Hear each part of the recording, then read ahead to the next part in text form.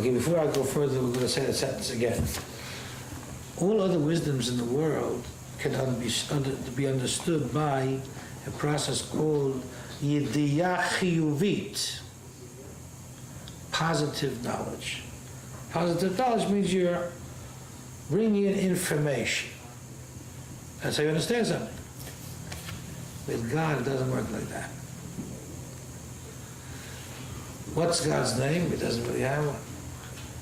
What do the Kabbalists call God throughout all of Kabbalah? Ein Sof. Ein Sof. That means no end, unending, limitless. A name is a description. So that's what you can say about it. It means that Ein Sof, there's no limit to what you could call him, so you can't call him anything really, just the unending. So when it comes to understanding the Ein Sof, it's already a negative, not end and unending. You have to use yediyah shlilit, negative knowledge. That means you try to figure out as much as you can about God and get, therefore have a relationship with the being that you understand someone, etc., through the process of elimination. He's a king, monarchy, power, but he's not really a king. In other words, it's called halbasha and hafshata, clothing and stripping. You have a concept. So you clothe the concept in a story, a parable. But then to the older students who heard the parable a few times, you call them they have a special class, and you say to them, listen, the truth is the story is not a story. The crown means this, and this means that, and you strip it away of its clothing to get to the bare essence of what it really means. And after a while, they get it, the senior students who've been reviewing it. So that's what it means in the Ashlilit. Ein Sof. What do you say about God? He doesn't have an end. There is no limitation to him. That's what you can say about him. Then whatever you say, you can say, he didn't say enough. You'll never cover the whole thing. In other words, he's indescribable. Because description is limitation. That's why he's Ein Sof. Starting off with the negative. Who says he's he? Sorry? Who says he's he? No, sure not. He and she is genitalia. We're not, if it's a he, do you have a bris? I mean, it's not happening, yeah. It's just God, basically parv, you know what I mean? Not, no X, no Y's here. Different sort of situation. So let's go around the room slowly, and everybody read a little paragraph slowly so I can interrupt. The next paragraph you want? Linda, what? The next paragraph? Yeah, thus. You gotta have that? Yeah. On page 80, what is that? I can't see. 82. Yeah. Thus it is to be kept in mind at all times that the terms and concepts need to be stripped of all and any temporal, spatial, and corporeal connotations. I just said that. Right. All and any anthropomorphic notions and concepts, strictly speaking, are non-ascribable to the divinity, as Scripture states explicitly. To whom then will you liken God? Stop. Now here are going to be some biblical quotes. And he's using them for a certain thing. But before you read these biblical quotes, think for a moment about the concept of Jesus. Now read the thing here. To whom will you liken God, or what likeness will you compare to him? To whom will you liken me, that I should be equal, says the Holy One? That's Isaiah. Yeah. What do they do with that? They predicted that's Jesus. What, did that? They use that phrase in Isaiah. No, but there's two people here. To whom will you liken me? God says. There's always God the Father, God the Son. Wrong. Yeah. To whom then will you liken God? Jesus. Wrong. Yeah. But isn't that the phrase they use, the Christians? They can't because it defeats their whole thing. It says they're wrong.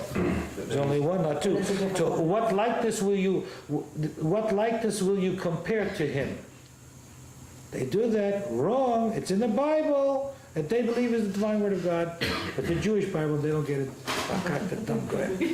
To whom will you liken me that I should be equal? Says the Holy One. I think that's a smack in the face. Okay, go ahead. This cardinal premise was adopted by Maimonides as the third in the compilation of the 13 fundamental principles of faith. Okay, about the unity thing, God is one, etc. That's the third. Okay. Who's up in bed? Okay, Irving. At the same time, however, it should also be noted that the anthropomorphic terminology used in Scripture by the mystics and by others is not arbitrary just because it is under the protection of the above qualification. Rather, these terms are carefully chosen and possess a profounding meaning. So especially even think about when the Bible says, and God said, let there be, if he didn't say really, but he communicated, and the closest you can get to what he did, what he communicated is the word say, because the Bible speaks in the language of man, so then why doesn't it say something else instead of God said? Why did it say God communicated? God thought the world, he's something, he vibed it, I don't know, emanated. Because he did something that was similar to speaking. That's the reason that the Bible uses, and God said, Vayomer Hashem, even he didn't speak. And when the Kabbalists use something, it means something along those lines. It's even further, however. Okay, now we're up to the next one. Hold on a second. This is Perla's reading. Are we going to do what? This book, so Oh, so this is the page it is, isn't it? 878. Page 883. 883, we're on. Need a rocket scientist to figure this out. Rabbi, you want to do this? I'd rather hold this actually, this is nice. Okay. Oh, I found it. Here it is. On the right-hand side, 883. Now you see this at the bottom, jumping ahead, the man metaphor, the light metaphor. I can't tell you how essential this is. In Kabbalah, in all the volumes of Kabbalah, it talks about, majority of times, what's the subject matter? Two things. Ein Sof, God, the infinite, and Or Ein Sof. Or means light of the infinite. Those are the two things.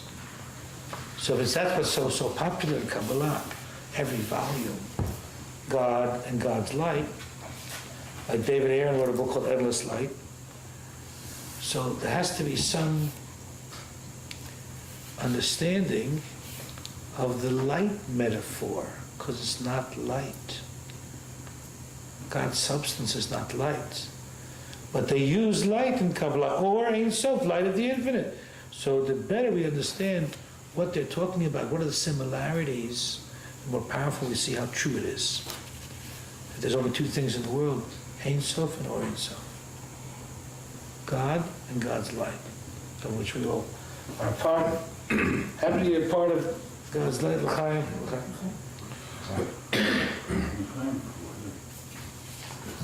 How do you feel, Dana?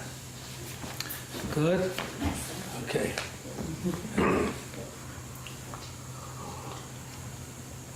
This is the lecture edition. Here's a commercial. This Tanya is really a small book.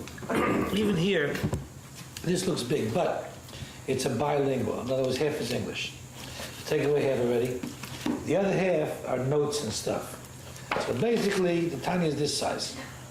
Did you write it originally in Hebrew? Yeah, easy Hebrew. He said himself. Like Rambam is very easy Hebrew. Concepts are difficult enough. And Tanya is also tremendously profound concepts, but a very easy Hebrew. Also, you notice Maimonides, the Rambam, all the 14 volumes of the Yad HaChazakah, the famous, is very easy Hebrew, but it's the Rambam, Maimonides. Okay, the rabbinic midrashic. Who's up in bed here? Okay, 883 at the top. the rabbinic, midrashic, and mystical writings abound with references to the idea that the world below in general and man in particular are created in the image of the world above. So we can get a lot out of that. In other words, we can. That's where the guy can't shut you up and say, well, you can't understand God anyway, so why even? I mean, you're wasting your time. We might as well. Wrong. First of all, we don't say that when it comes to other things. I want to understand, if you're really interested. Even if you can't become the greatest or whatever, but I want to have some understanding of it. Why not? Especially if it's the more you want to understand how much the soul, which is a part of God, is a part of who you are. So the more you understand of God, the more you understand of your soul, the more you understand of yourself. So we're up to the second sentence there. Yes, all the categories to be found in the world below and in man are homonymous representations of and allusions to certain supernal concepts and notions to which they correspond. To be sure, there is no likeness whatever between God and the creation, and on the supernal levels of the strictly spiritual realm, there are no such things as eyes, ears, hands, and so on, nor such activities and affections as hearing, seeing, walking, talking, and so on. However, all these spatial temporal activities and concepts do symbolize, and indeed, for that reason, come into being in correspondence to the original supernal, strictly and purely spiritual categories. So the Kabbalists understood things the opposite of the way we do. We say, what's the reality? What's the here and now?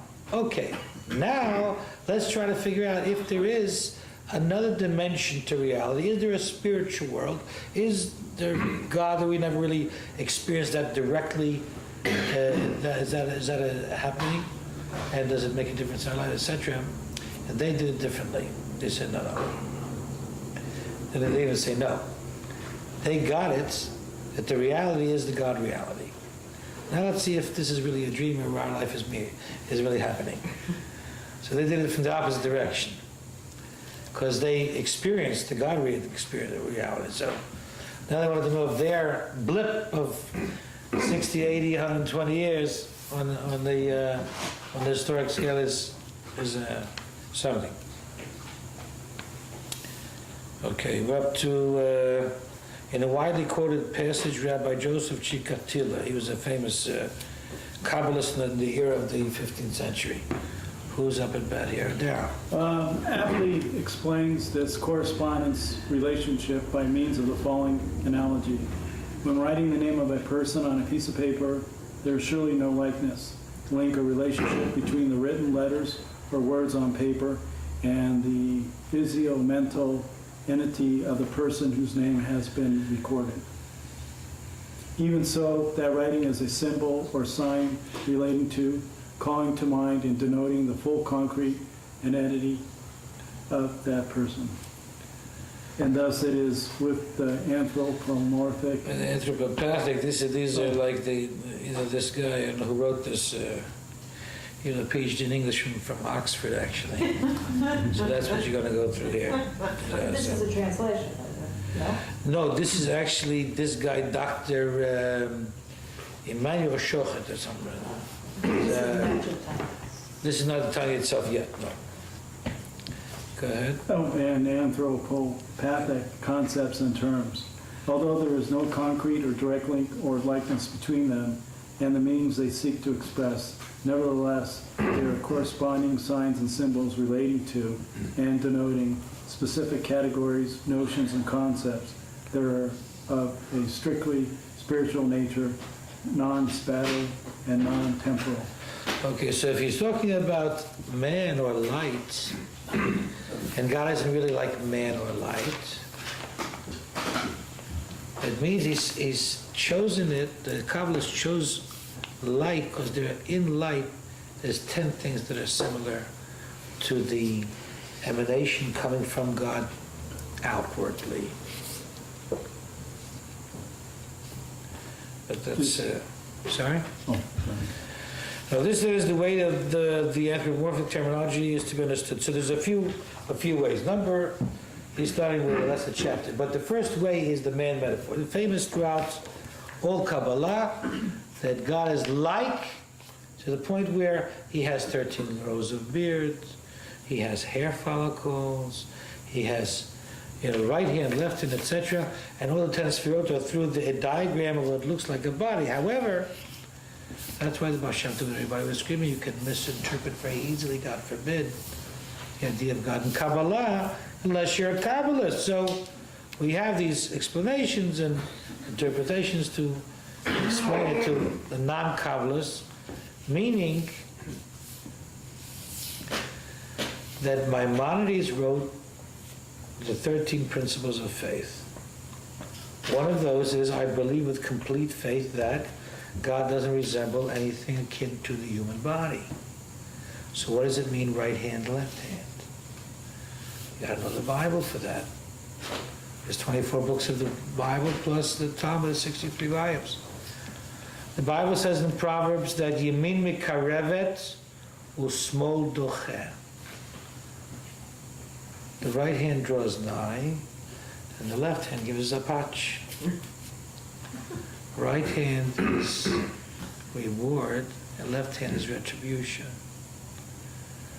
Different symbolisms. It's just metaphorical. Okay, the main metaphor is important, used a lot. Go ahead, Lauren. Okay, the man metaphor.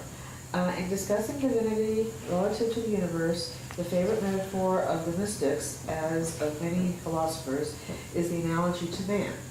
Theological concepts and the God-world relationship are often explained in terms of soul-body relationship, and in particular in terms of the various soul powers, their faculties, functions, and manifestations. So all these things that are in the human person, every human being has these. Well, if the ancient wisdom of Kabbalah, God's secrets, are describing these in detail, I think that's exciting. It's another school of thought that is explaining human powers, faculties, functions, and manifestations psychologically, physiologically, intellect and emotions. Proof texts in the Bible for these. Go ahead. The proof texts for this usage are the verse, "From my flesh I envisage God." And that's what I just quoted. That's in the Bible, the book of Job. Mi besari echazeh Eloka. From my flesh I envisage or visualize God. Yeah. And the rabbinic analogy, just as the soul permeates the whole body, sees but is not seen, sustains the whole body, is pure, abides in the innermost precincts, is unique in the body, does not eat and does not drink, no man knows where its place is. More?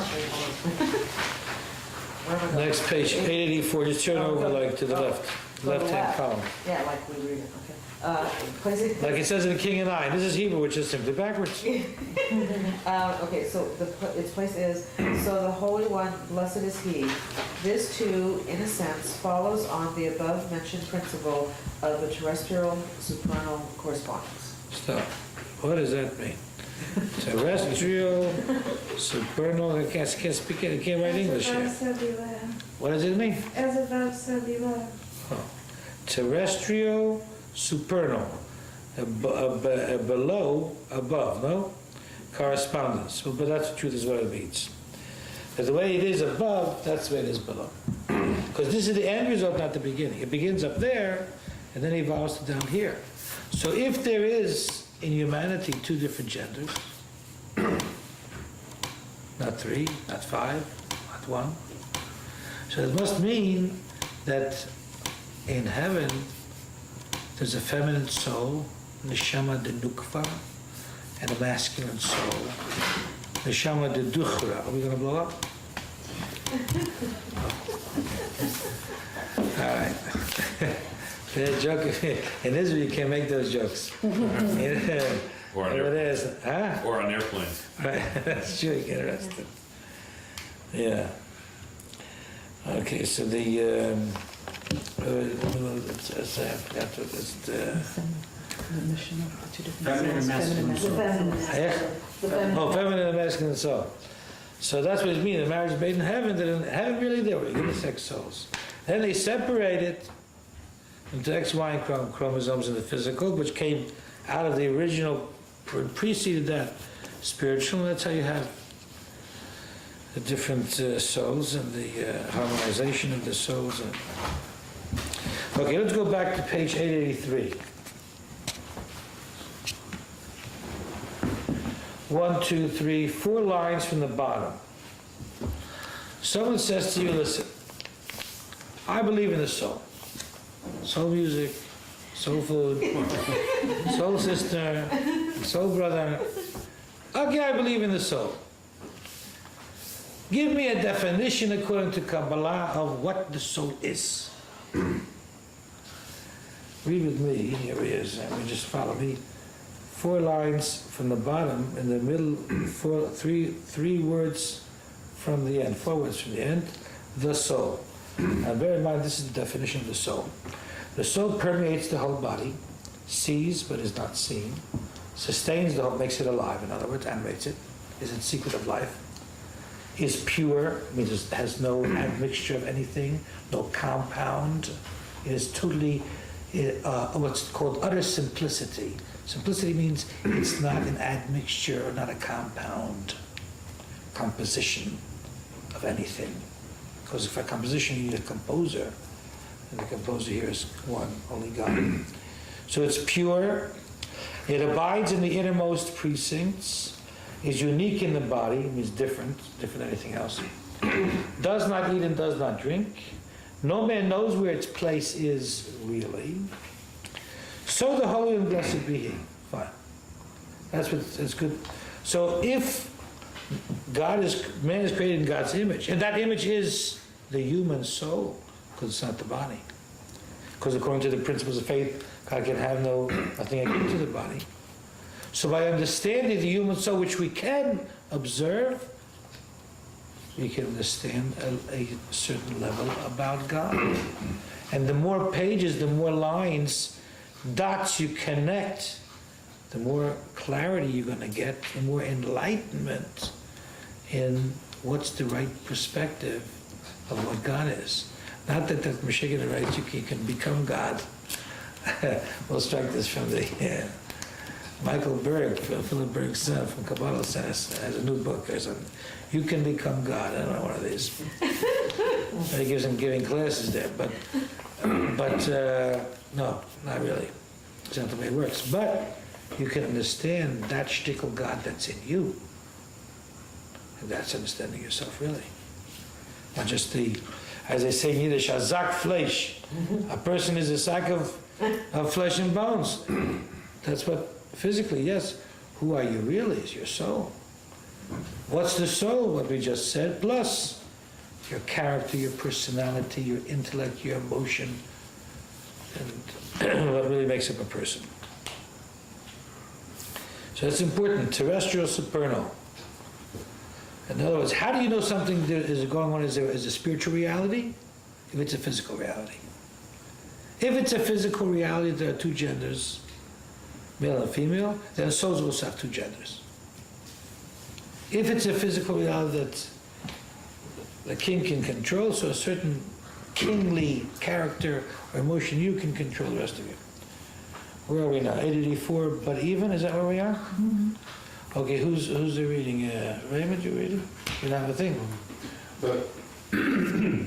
But even while an understanding of the soul is helpful and understanding matters relating to the divinity, this is but an anthropomorphic approximation which cannot be carried too far and needs to be qualified.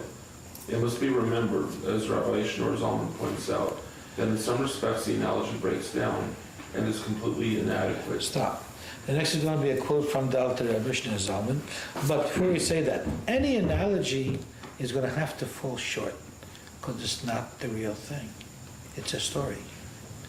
It's approximate and gives you good information, and it's important, and that's the only way maybe you can get it, but it's not the real thing, or else you wouldn't need an analogy. You could say the real thing, but you can't do the real thing because you couldn't understand it. Okay, here we go. Here's a quote, like I say, read it slowly. This parallel is only to appease the ear. In truth, however, the analogy has no similarity whatever to the object of comparison. It's a little extreme, but we'll let it go. For the human soul is affected by the accidents of the body and its pain, while the Holy One, blessed is He, is not, heaven forfend, affected by the accidents of the world and its changes, nor by the world itself. They do not affect any change in Him. Stop. Okay, that's a side point, really. I mean, it's saying that the soul is a part of God, but it's different because it's affected by the body. The sun, if there's clouds and the sunlight doesn't go to the earth, the sun feels nothing. it doesn't affect the sun. God is not affected by if you're getting it or you're not getting it. I mean, the soul, rather, is affected by the body. So it's a level of godliness, but it's a lower level, as it were. Because even of say in the morning prayers, Elokai, my God, neshama shenatata bi, the soul that you gave me, Tohorahi, it's pure. Atavarata, you created it. It's a creation. It's a spiritual creature in you, but it's a spark of God. Another quote, here we go. Also, the soul and the body are actually distinct, one from the other in their very sources. For the source of the body and its essence does not come into being from the soul. How do you know that? Because the body is born, once it wasn't, then it becomes, and then it lives out its 120 years, and then it becomes not again. But the soul goes back where it came from, before it was incarnated into that body. So the soul and the body are not that connected. It's like a energy in like a light bulb in a lamp or something. Okay, thus, while the body may be fully subordinate to the soul, they are nevertheless two distinct entities. In contrast, in relation to the Holy One, blessed is He, who brings everything into existence. ex nihilo, from nothing. Everything is absolutely nullified, just as the light of the sun is nullified in the sun itself. Okay, we can get into that a little later, but the point is making that the soul is a part of God, yes, but it doesn't affect God, just like the sunlight doesn't affect the sun. That's the point. Okay, this is much more important. Let's do another few minutes, the light metaphor, because everybody hears about Or Ein Sof, light of the infinite, light of the Ein Sof. Okay, what are we, 884, where are we? Oh, Ramin, your turn. My turn? Yeah. The light metaphor. Just as the soul provides a favorite metaphor, so we find that the term light is favored by the mystics to describe the various emanations and manifestations of the divinity. This term is carefully chosen for a number of reasons. Rabbi Joseph Albo sees in it the following advantages that may analogously be related to God. Stop, okay. Rabbi Yosef Albo wrote Sefer HaIkarim, general principles, axioms in Jewish philosophy or theology, or mysticism, really mystic. But it was about religious theology, belief. And he wrote Sefer HaIkarim, book of main principles. So here, I mean, everybody pretty much takes it for granted, but this is the basic fundamental reason why light was chosen, to talk about divinity or something flowing from the divine. You could call it in Hebrew shefa instead of or. Instead of light, you could say influence. You could say chayut, vitality, energy, very popular energy. Energy from God.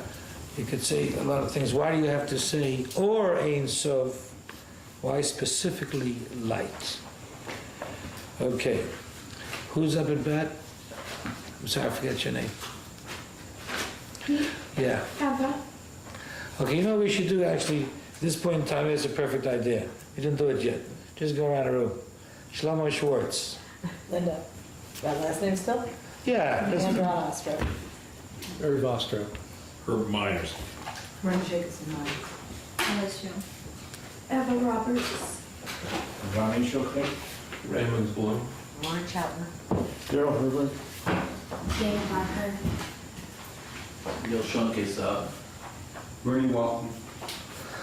Okay, welcome everybody. You've been welcome before, all along, but meanwhile, here we go. Okay, the existence of light. The existence of light. The existence of light cannot be denied. Right, we're not going to really argue about it. I mean, we're not going to discuss it. It's just, it's either there or it's not, you know. Okay. Light is not a corporeal thing. That was material. We're talking about godliness here. Bear in mind, why is it that something that comes from God is called light from God? when it's not really light. These are the reasons. Okay, it's not a light itself, just light, I mean, is not like a material thing, yeah?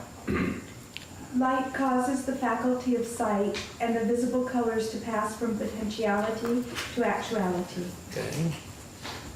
Light delights the soul.